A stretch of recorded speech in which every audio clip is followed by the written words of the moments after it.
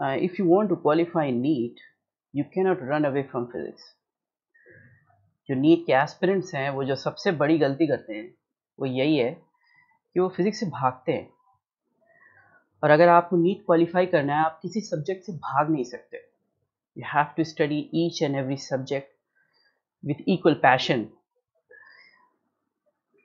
अब आप लोग केमिस्ट्री पढ़ते हैं, नील बोर को देखिए, जे थॉमसन को देखिए, रदरफोर्ड को देखिए, ये सभी लोग जो हैं कहीं ना कहीं फिजिक्स से जुड़े हुए हैं। They are फिजिसिस्ट्स।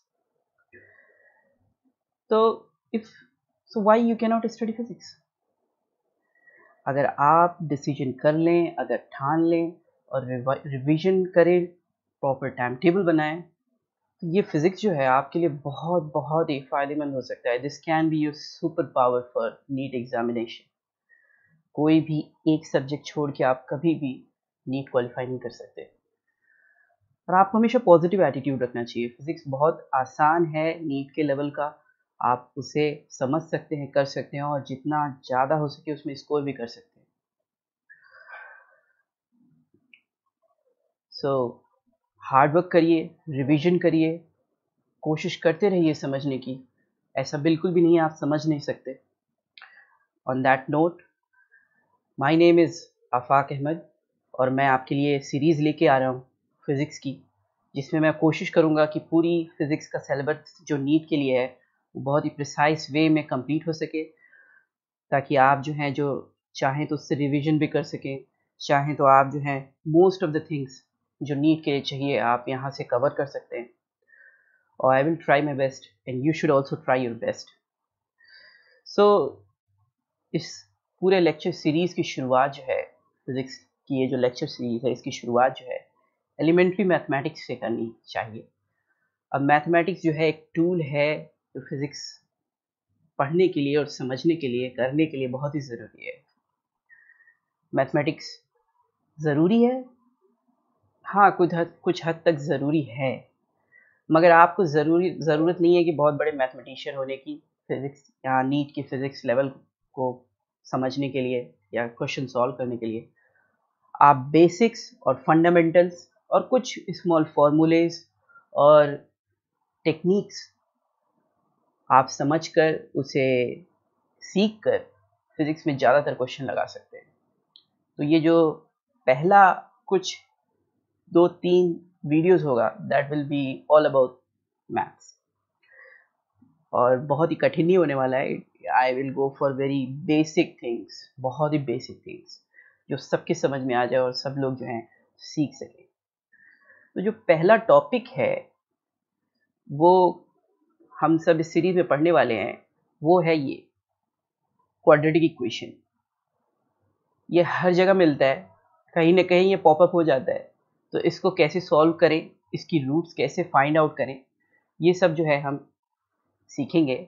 और उसके बाद आती है आपकी सीरीज़, जिसमें आपकी एपी और जीपी सीरीज़ आती है। उसके बाद आपका आता है बाइनोमियल थ्योरम। ये तीन तो हम लोग आज कवर ही कर लेंगे और इससे कुछ छोटे मोटे क्वेश्चन सीखेंगे। इसके अलावा ये जो टॉपिक्स लिखे हुए हैं ये बाकी के ये 2-3 लेक्चर्स में ख़त्म हो जाएंगे। तो इससे ये होगा कि आपका एक फंडामेंटल बनेगा कि हाँ मतलब फिज़िक्स पढ़ना है तो उससे कुछ इसके कुछ टूल्स, उसके कुछ औजार जो हैं, ये मैथमेटिक्स के कुछ चैप्टर्स हैं, इनको समझना है।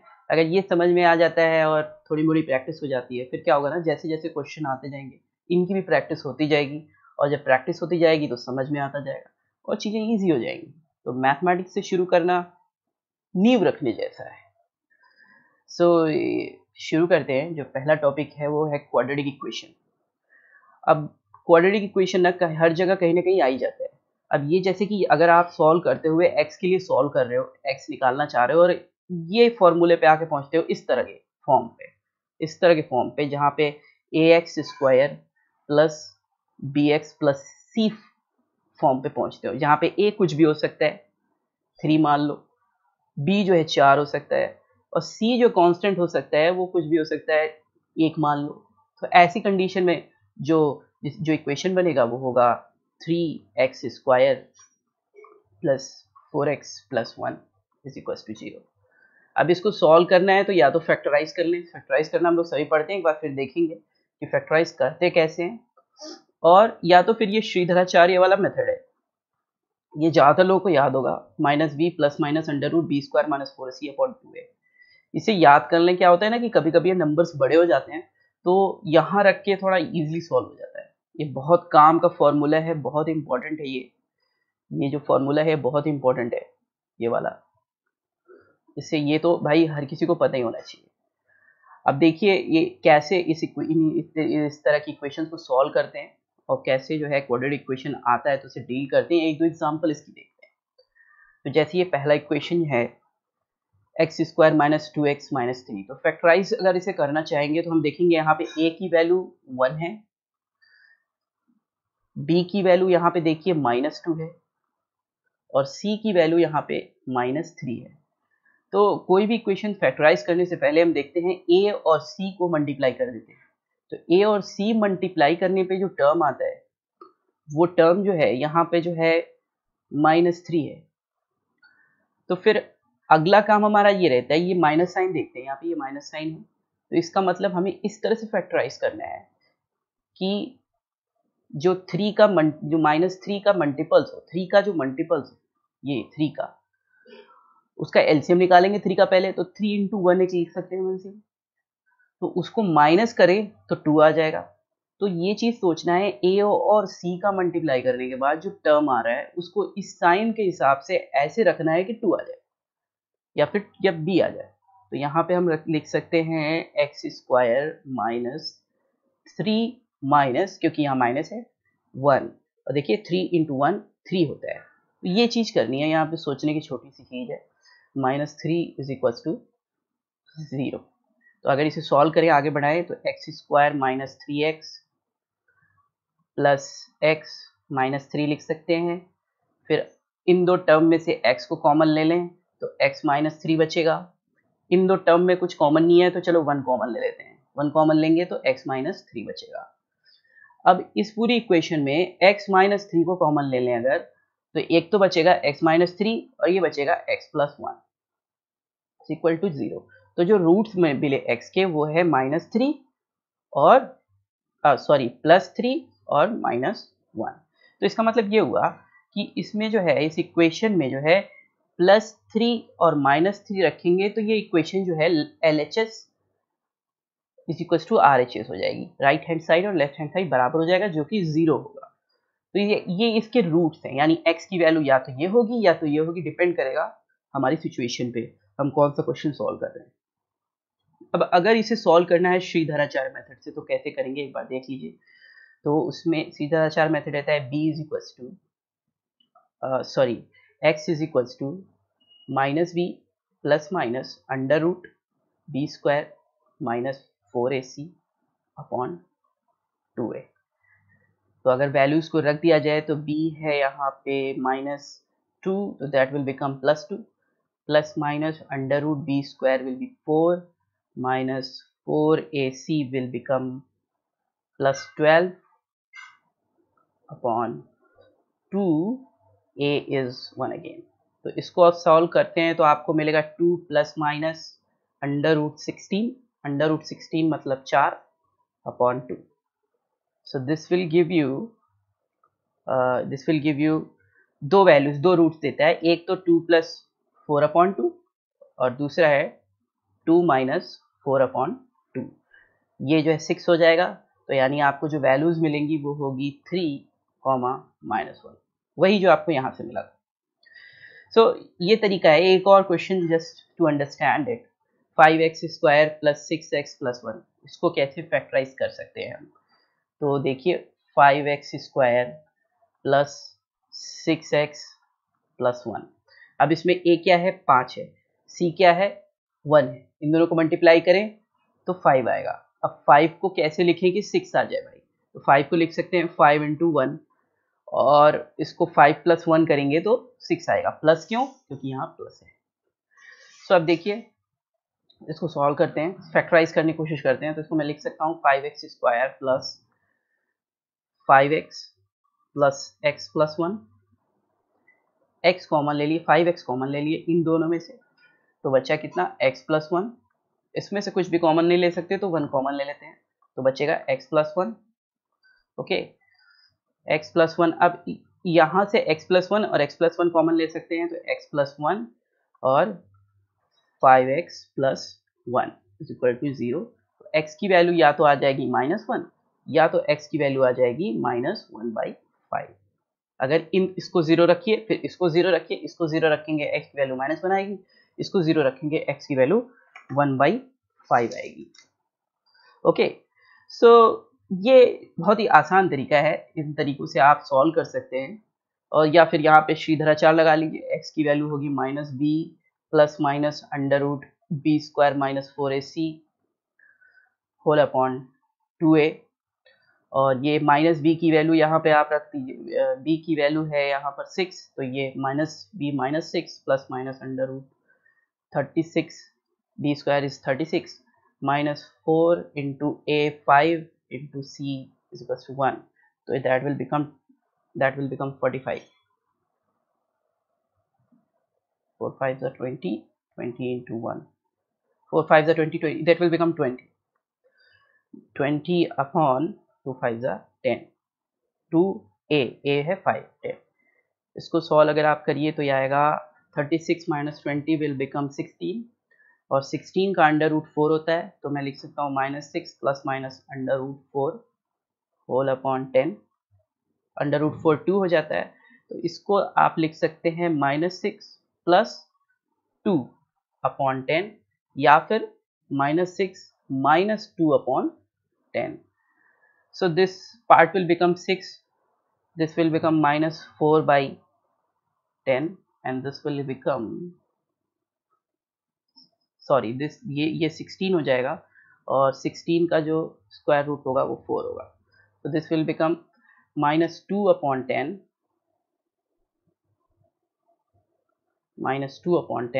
एंड -10 अपॉन 10, जो कि वापस से वही वैल्यू आ जाएगी -1/5 और -1। सो ये तरीका है, बहुत ही सिंपल चीज़ है ये, तो ये आप सीख जाएंगे तो बहुत काम आने वाली है पूरी फिजिक्स में। हर जगह क्वाड्रेटिक क्वेश्चन कहीं ना कहीं आ ही जाता है और बहुत ईजी है। तो नेक्स्ट टॉपिक जो यहाँ पे आता है वो है आपका सीरीज, सीक्वेंस, प्रोग्रेशन। ये लगभग एक ही टर्म है। अब लगभग है क्योंकि सीक्वेंस और प्रोग्रेशन जो है वो सिमिलर है, एक ही चीज़ है, लेकिन सीरीज थोड़ा डिफरेंस हो जाती है। जैसे ये एक सीक्वेंस लिखा हुआ है 1, 3, 5, 7, इसको ऐसे लिख रहे हैं तो ये सीरीज या सीक्वेंस है। लेकिन अगर इसके बीच में सीक्वेंस या प्रोग्रेशन है, अगर इसके बीच में प्लस साइन लगा दूं तो मैं इसे सीरीज रिप्रेजेंटेशन कहूँगा, है ना। बस प्लस और ये कॉमा का फर्क है और कोई है नहीं। बेसिकली सॉल्व तो करना है जो वो चीज़ के लिए सेम ही चीज़ है। तो अब पहली जो सीरीज या प्रोग्रेशन यहाँ पे है देखेंगे हम, वो है अरिथमेटिक प्रोग्रेशन। तो अरिथमेटिक सीक्वेंस जो है ना, ये इस जैसे ये सीक्वेंस ही है 1, 3, 5, 7। तो अब इस सीक्वेंस को ऑब्जर्व करते हैं हम लोग, इसमें पैटर्न ढूंढने की कोशिश करते हैं। तो पैटर्न जो हमें यहाँ दिखाई दे रहा है, देखिए कि हर दो एलिमेंट्स के बीच में 2 का डिफरेंस है। नहीं, ये 2 से बढ़ता जा रहा है, या तो फिर ये ऐसा होगा ये 2 से घटता जाएगा। अगर ऐसा दिखे कि एक कॉमन डिफरेंस से ये बढ़ता जा रहा है, जैसे यहाँ पे 2 है डिफरेंस, d = 2, या फिर एक कॉमन डिफरेंस ये घटता जा रहा हो, तो उसे हम अरिथमेटिक प्रोग्रेशन कहेंगे। ओके, अब अरिथमेटिक प्रोग्रेशन जैसे एक एग्जांपल ये देख लीजिए 2, 6, 10 और ये 14। इसमें देखिए 4 से बढ़ता जा रहा है, तो इसको हम इस फॉर्म से रिप्रेजेंट कर सकते हैं, है ना। ये form a + d, a + 2d, a + 3d। अब देखिए जैसे एग्जांपल ये वाला लीजिए, इसमें a जो है पहला टर्म होता है, तो a इसमें 1 है और डिफरेंस इसमें 2 है, तो पहला टर्म तो a हो जाएगा जो कि 1 होगा। दूसरा term a plus difference 2, 1 + 2, that will become 3। फिर उसी तरह 2d जो है 4 हो जाएगा और a 1 है, तो 1 + 4, 5, सो ऑन। तो ये इस तरीके से भी अगर आता है तो ध्यान में रखिएगा, ये एपी सीरीज ही है, अरिथमेटिक प्रोग्रेशन या अरिथमेटिक सीरीज ही है। ओके, तो इसका सिर्फ 2 फॉर्मूला, 2 या 3 कहिए, आपको ध्यान में रखना है। एक तो ये nth टर्म वाला, इसमें Tn = a + n - 1d है। ये आपको कोई टर्म पता करने के लिए कोई टर्म पता करिए, मान लीजिए फिफ्थ टर्म पता करिए तो n इज टू 5 रख दीजिए, a जो है पहला टर्म रख दीजिए, डिफरेंस रख दीजिए, तो यहाँ से आपको फिफ्थ टर्म पता चल जाएगा। और दूसरा ये वाला फॉर्मूला है जो है सम का, n plus n by 2 2a plus n minus 1 d। तो ये इम्पॉर्टेंट है, बहुत इम्पॉर्टेंट है ये दो फॉर्मूले। इसके अलावा जो है एक और फॉर्मूला होता है, एक तो ये हो गया n by 2 2a plus n minus 1 d, और दूसरा ये फॉर्मूला हो गया। तो ये l जो है यहाँ पे लास्ट टर्म है, ये नंबर ऑफ टर्म्स है, और a जो है फर्स्ट टर्म है। अभी मैं दोनों फॉर्मूले का अप्लाई करके आपको बता दे रहा हूँ ये कैसे सॉल्व करते हैं, कैसे यूज करते हैं इसे। तो एक एग्जांपल ये ले लेते हैं 1 3 5 7 9 11। तो यहाँ पे ये सीरीज यहाँ खत्म हो जा रही है 11 पे, ये बढ़ भी सकती है इसके आगे अगर बढ़ा हुआ दिया रहे। अगर यहाँ पे आपको कहा जाए कि टोटल सम करिए अगर सीरीज का, तो आपको मालूम है कि इट हैज 6 टर्म है इसमें, यानी n इज इक्वल टू 6 है। और दूसरी चीज आपको पता है इसका पहला term a is equal to 1 है, और last term l is equal to 11 है। तो अगर इसको इस फॉर्मूले में रखा जाए तो क्या आना चाहिए, सम आएगा n बाई 2 6 बाई 2, पहला टर्म 1 है, आखिरी टर्म 11 है, दिस विल बिकम 12, और 12 6 by 2 into 12, this will give you 36। तो देखा, इसको एक एक करके जोड़ने के अलावा आप सिंपल इस फॉर्मूले में रख दीजिए और ये आ जाएगा। तो इसके अलावा अगर बहुत बड़ा टर्म, बहुत बड़ी सीरीज है और उसे सॉल्व करना है, सम निकालना है, तो इससे हो सकता है। और ये वाला फॉर्मूला भी यहाँ लगा सकते हैं। अगर ये लास्ट टर्म नहीं पता होता तो हम यही फॉर्मूला लगाते हैं। अब जैसे देखिए इसमें सिक्स टर्म तक अगर सम करना है तो 6 बाई 2 और 2a, पहला टर्म 1 है तो that will become 2 plus n is 6 minus 1 is 5, और डिफरेंस है इसमें 2 का, तो ये अगेन ये जो होगा ये 10 हो जाएगा, and this will become 12 6 by 2 into 12, again answer will become 36। सो ये एपी सीरीज का एक एग्जांपल है कि अगर आपको सम निकालना हो nth टर्म का तो कैसे निकालें। इसके बाद जो है, जैसे ये एक एग्जांपल है, इस एग्जांपल से पहले इसमें जो है nth टर्म निकालना सीख लेते हैं। nth टर्म निकालने का मतलब क्या है, अगर मैं आपसे कहूँ कि इसका थर्ड टर्म निकालिए, तो हम ये फॉर्मूला पढ़े हैं Tn is equal to a plus n minus 1 d। अब तीसरा टर्म निकालने के लिए पहला टर्म तो इसमें 1 रख दीजिए, n की जगह 3 रख दीजिए, और d की जगह 2 रख दीजिए, जो कि डिफरेंस है। डिफरेंस देखिए 3 plus 1 plus 2 is equal 1 plus 2 is equal to 3, 3 plus 2 is equal to 5, 5 plus 2 is equal to 7। तो डिफरेंस जो है, कॉमन डिफरेंस जो यहाँ पे आ रहा है वो 2 का है। तो अब इसे सॉल्व जब करेंगे आप तो आएगा 1 plus 2 into 2, that will become 4 plus 1 5। तो यानी तीसरा टर्म 5 है, देखिए तीसरा टर्म 5 है। तो इस तरह से आप ये इस फॉर्मूले में रख के भी जो है कोई भी टर्म निकाल सकते हैं। ये बहुत बड़ी सीरीज भी हो सकती थी, आपसे 100 टर्म भी कहा जा सकता था, तो आप 100वां टर्म निकालते थे इसी फॉर्मूले में रख के। अब जैसे ये दूसरा क्वेश्चन है, इसे भी सॉल्व करते हैं।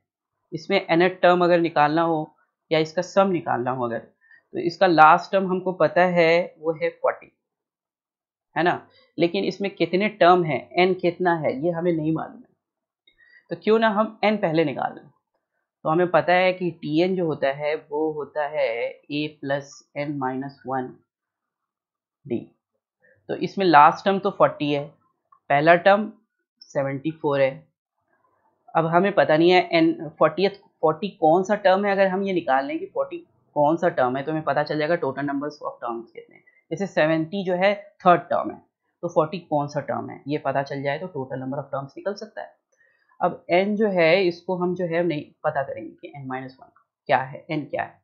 और d जो है यहाँ पर देखिए, d जो है यहाँ पे डिक्रीज हो रहा है, तो d जो है यहाँ -2 है, नहीं 2 से देखिए घटता जा रहा है। उस केस में ये हो जाएगा 40 इज इक्वल टू, या फिर 74 minus 40 is equal to 2 into n minus 1।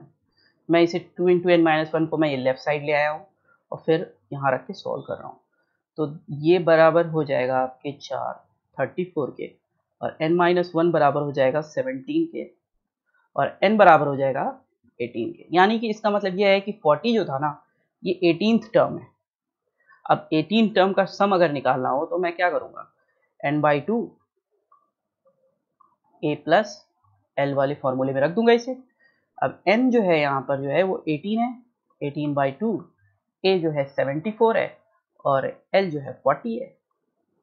इसे ऐड करूंगा तो 4 आएगा, 7 4 11 आएगा, 7 4 11 आएगा और ये आएगा 18/2।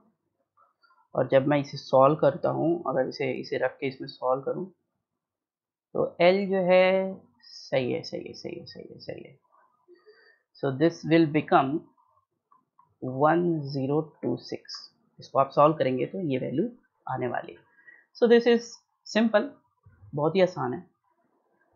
ओके, तो नेक्स्ट सीक्वेंस जो हमें समझना है वो है ज्योमेट्रिकल प्रोग्रेशन। और अगर प्लस साइन के साथ दिया हुआ है तो इसे जीपी सीरीज भी कहते हैं।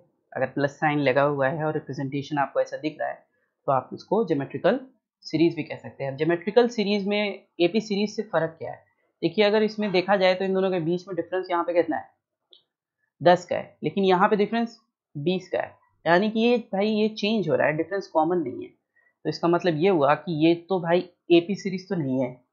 अब एपी सीरीज नहीं है तो ये जीपी सीरीज है। देखिए इसमें दूसरा टर्म जो है पहले टर्म से डिवाइड करेंगे तो 2 आएगा, फिर अगला टर्म पिछले वाले टर्म से डिवाइड करेंगे फिर 2 आएगा, फिर उससे पीछे वाला टर्म उसके आगे वाले टर्म से डिवाइड करेंगे तो ये फिर 2 आएगा। यानी यहाँ पे रेशियो जो है दो टर्म्स का, कॉन्जिक्यूटिव टर्म्स का, वो हमेशा कांस्टेंट रह रहा है ना। इसमें देखिए ये 2 है, इस केस में 3/1, 9/3, 27/9, 3 है।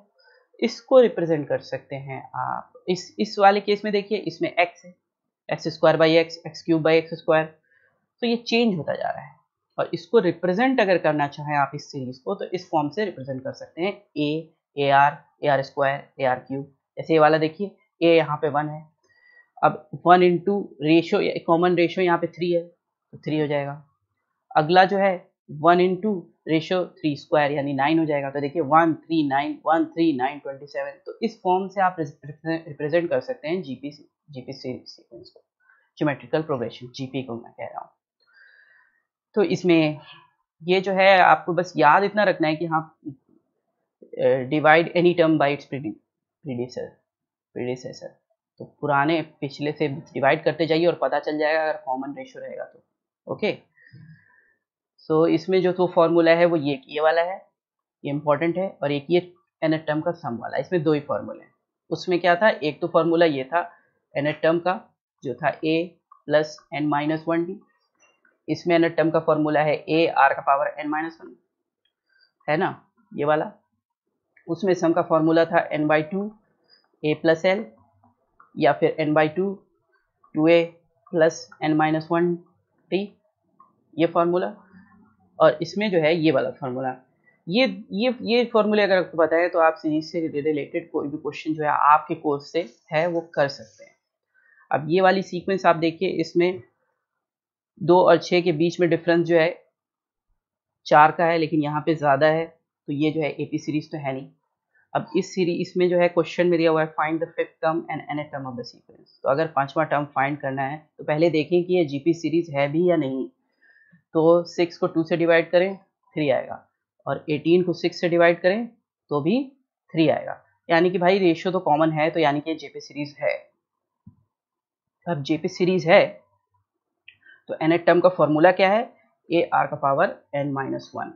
a क्या है, a जो है यहाँ पहला टर्म 2 है, r जो है यहाँ पे 3 है, तो 3⁻n-1 ये nth टर्म का ये हो गया, nth टर्म हो गया। और दूसरा जो है फिफ्थ टर्म अगर फाइंड करना है तो a को 2 रख दीजिए, r जो है यहाँ पर 3 है, और 5 - 1 जो होगा वो 4 होगा। तो दिस विल बिकम 2 × 3 × 3 × 3। सो ये लिख सकते हैं आप 2 × 3⁴, 3⁴ होता है 81, 2 × 81 दैट विल बिकम 162। तो इसका जो है फिफ्थ टर्म जो होगा वो 162 होगा। इसी तरह आप इसका कोई भी टर्म निकाल सकते हैं, बस शर्ते आपको ये फॉर्मूला आना चाहिए, है ना। तो अगर ये फॉर्मूला आपको याद है, आपको जहन में है, तो आप ये सब क्वेश्चन बहुत इजीली कर सकते हैं। आ जाएगा, थोड़ा प्रैक्टिस करेंगे, थोड़ा याद रखेंगे, थोड़ा रिवीजन करेंगे तो सब याद हो जाएगा। ये तो बहुत ही छोटी सी चीज़ है, जितना आप लोग फिजिक्स में बायोलॉजी में याद करते हैं उसके मुकाबले तो ये तो कुछ भी नहीं, तो घबराने की ज़रूरत नहीं है, इट्स वेरी इजी। तो दूसरा देखिए, एक एग्जांपल देख लेते हैं। ये जीपी सीरीज के सम का एग्जांपल है, बहुत ही क्लासिक पजल है ये, कि एक आदमी देखिए, man travels in straight line and covers 1 metre in first second and in the next second he travels half the distance that he covers in the previous second and so on. तो एक आदमी है, वो चल रहा है, और वो 1 सेकेंड में 1 मीटर जो है कवर कर रहा है, अगले सेकेंड में वो उसका आधा 1/2 मीटर्स कवर कर रहा है, उस अगले सेकेंड में उसका भी आधा 1/4 मीटर कवर कर रहा है। इस तरह वो चलता जा रहा है। तो ये पूछ रहे हैं कि कितने वक्त में, कितने टाइम में 3 मीटर तक पहुंच जाएगा। तो ऐसा करते हैं कि ये 1 + 1/2 + 1/4 + 1/8 और 1/16 ये सब ऐड करते हुए चलते हैं। अब इसको ऐड करते हैं और देखते हैं सम उसका जो है वो 3 मीटर जब आ जाए तो हम n निकाल लेंगे कि किस वाले टर्म पे जो है वो 3 मीटर आया था, और उस n से जो है हम ये पता कर सकते हैं कि हाँ इतने सेकेंड्स लगे थे। ठीक है ना। तो अब देखिए, इसको जगह अगर आप लिखते हैं तो 1 + 1/2 + 1/4 + 1/8 प्लस इस तरह करते करते हमें इसे 3 मीटर तक पहुंचाना है। तो 3 मीटर ये कब हो रहा है वो पता करना है। तो देखिए, ये देखिए इसमें जो है ये कॉमन रेशियो जो है यहाँ पे 1/2 डिवाइडेड बाई 1 इक्वल्स टू 1/2 है। आगे 1/4 divided by 1/2 is equals to 1/2 है। इसी तरह कॉमन रेशियो इसमें 1/2 है। तो ये है, तो ये जीपी सीरीज है कि नहीं, जीपी सीरीज है क्योंकि यहाँ प्लस लगा है, मैं सीरीज इसलिए बोल रहा हूँ इस प्लस साइन की वजह से। अब जो है इसका सम जो होता है वो होता है a 1 - r⁴n अपॉन 1 - r। ठीक है। अब इसमें देखिए, पहला टर्म कौन सा है, 1 है, रेशियो इसमें कितना है 1/2 का है, n जो है मुझे पता करना है ना, और 1 - 1/2 ये नीचे लिख दूँ, ये 3 मीटर के बराबर हो जाए तो मैं n निकाल लूँ। जब n निकाल लूँगा तो मुझे पता चल जाए कितने सेकंड बाद वो 3 मीटर पे पहुंचा था। तो इसको सॉल्व करेंगे तो हम पहुंचेंगे इस फॉर्म पे,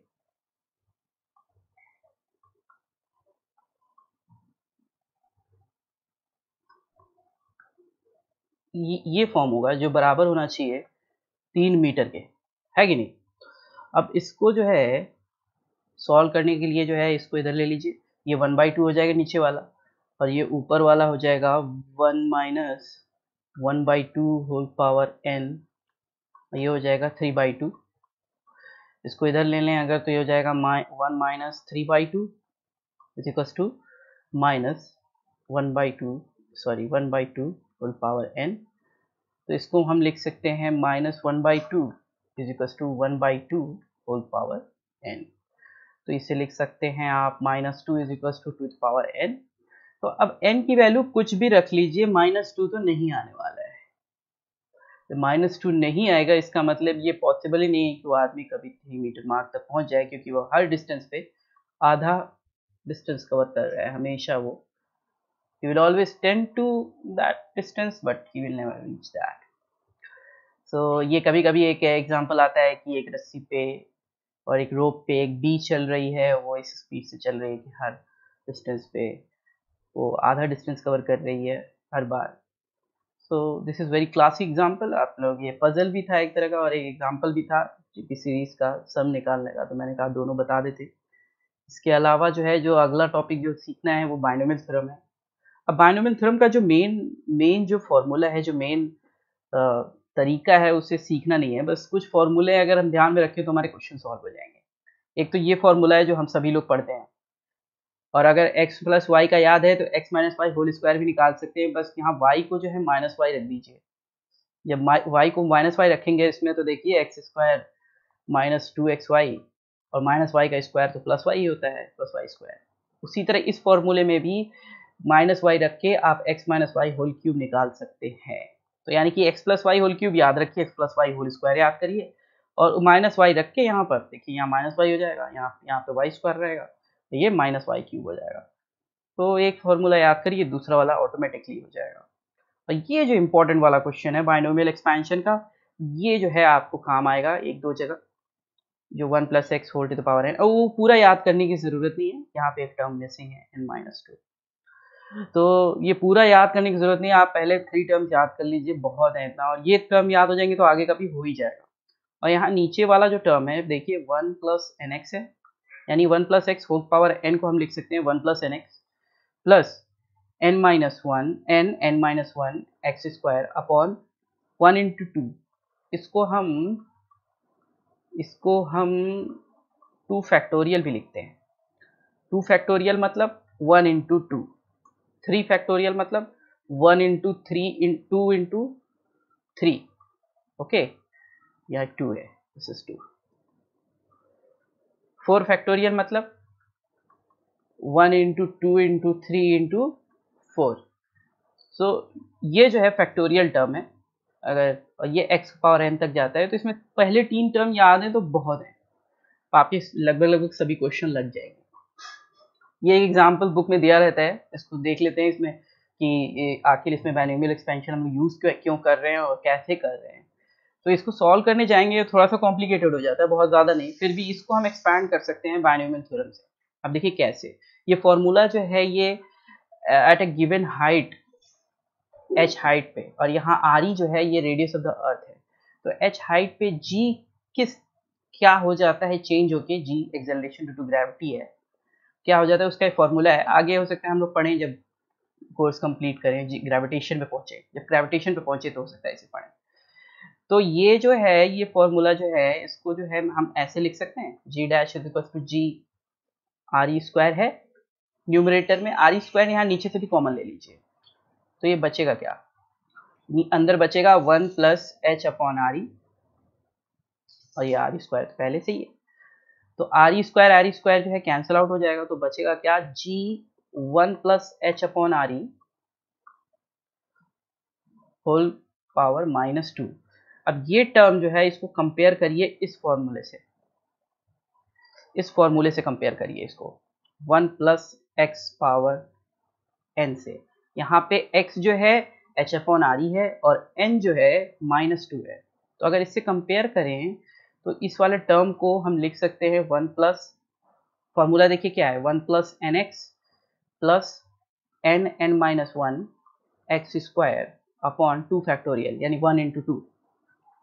तो अब देखिए n जो है यहाँ पर है -2 और x जो है यहाँ पे है h/re।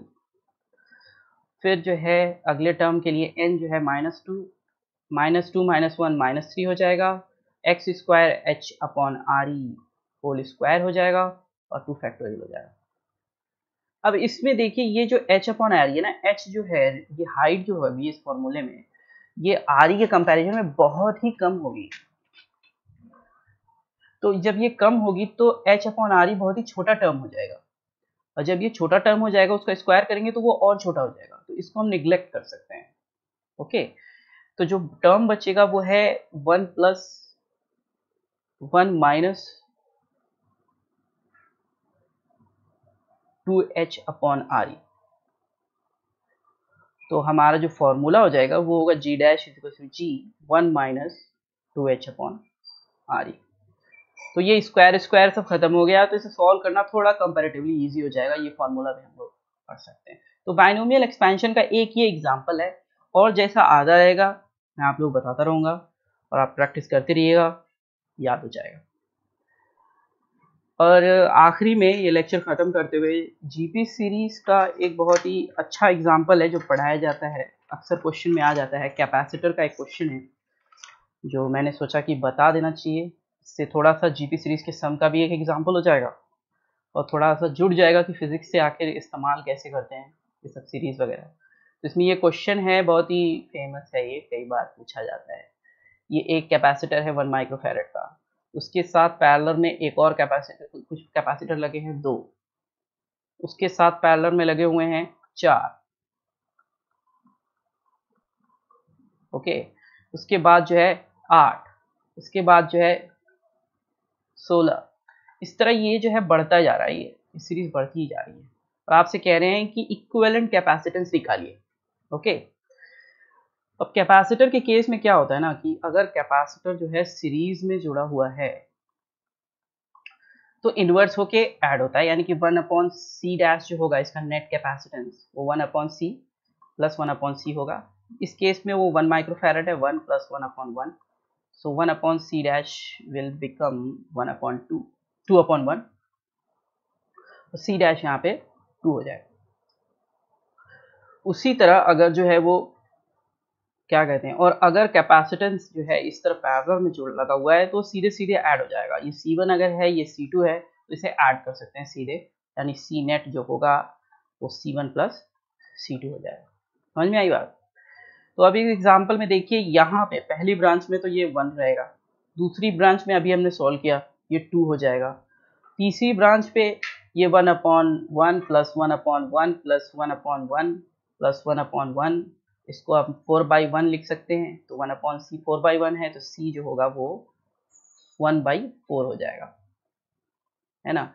तो यहाँ पर वो यहाँ पे वो 1/2 है, डैश 1/2 होगा, 1/2 है, यहाँ पे 1/4 है, अगले वाले में वो जो है 1/8 हो जाएगा।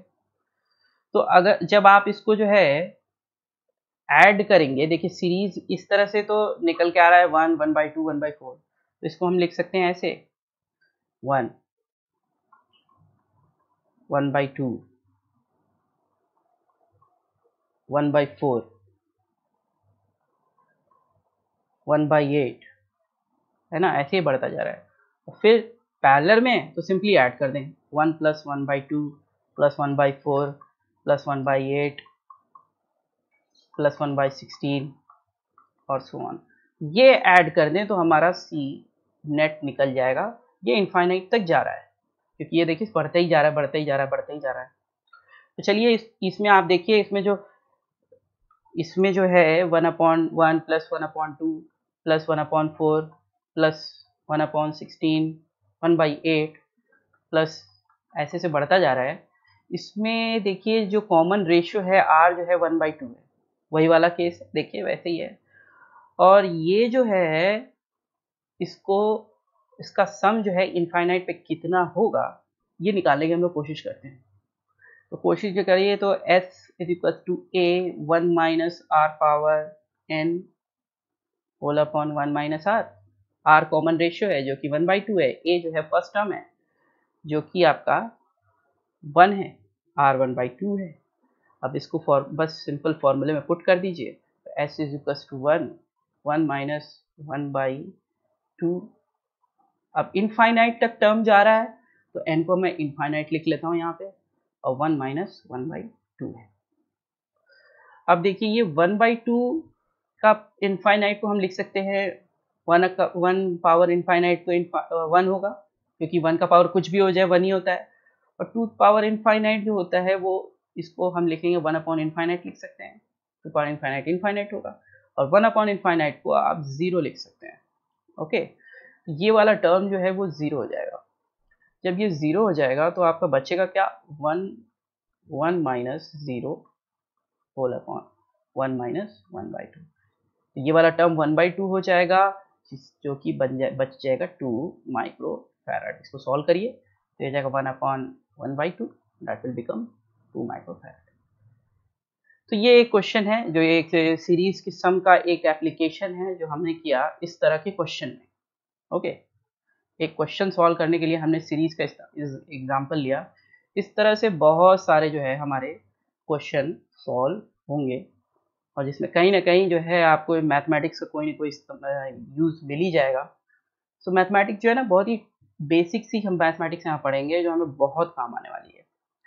सो इससे घबराइएगा मत, डरिएगा मत, बहुत ईजी है, लोग सीखते ही हैं, सीखते हैं इसको। अगर सीख लेंगे तो नीट में आपके नंबर बहुत ही ड्रास्टिकली इम्प्रूव हो जाएंगे। और अगर आप पहली बार दे रहे हैं तो भी समझिए, क्योंकि आपके लिए अच्छा मौका है कि आप जो है बेसिक से सब चीज़ें सीखते हुए चल रहे हैं। उसके अलावा जो है एक और चीज़ है जो मैं सोच रहा हूँ मुझे मेंशन कर देना चाहिए, वो ये है इस फॉर्मूले में जो है आर जो है 1 नहीं होना चाहिए। देखिए अगर आर 1 हो जाता है तो ये समथिंग 1/0 हो जाएगा, तो ये अनडिफाइंड होता है, कभी कभी लोग इसे इनफाइनाइट भी कह सकते हैं। तो ये फॉर्म में नहीं लाना है, तो ये मैं एक इम्पॉर्टेंट चीज़ है इस फॉर्मूले में बता दूँ, नोट करने को आप लोग नोट कर लीजिएगा। तो ये आज के लिए जो है ये आखिरी टॉपिक था। नेक्स्ट हम लोग जो हैं ट्रिग्नोमेट्री से शुरू करेंगे, और उसके बाद differentiation, integration, maxima minima. Maxima minima बहुत इंपॉर्टेंट है, उसे मिस नहीं करना है। डिफरेंशिएशन इंटीग्रेशन बहुत ही बेसिक का सीखना है और उसे करने करना है भाई। वो आप कर लिए तो आपको समझिए आपको आधे से ज़्यादा फिजिक्स आ गई, क्योंकि हर जगह कहीं ना कहीं मैक्सिमम वैल्यू निकालने के लिए आ जाता है, कहीं डिफरेंशिएट करने के लिए आ जाता है, आप एक्सेलरेशन पढ़ेंगे, आप मोमेंटम पढ़ेंगे, कहीं ना कहीं आपको डिफरेंशिएशन करना ही करना है। तो अगर बहुत ईजी है, सीख लिया, प्रैक्टिस कर लिए तो हो जाएगा। प्रैक्टिस करके ही सब लोग सीखते हैं, कोई सीख के नहीं आता, सब यही सीखते हैं। So on that note, thank you very much.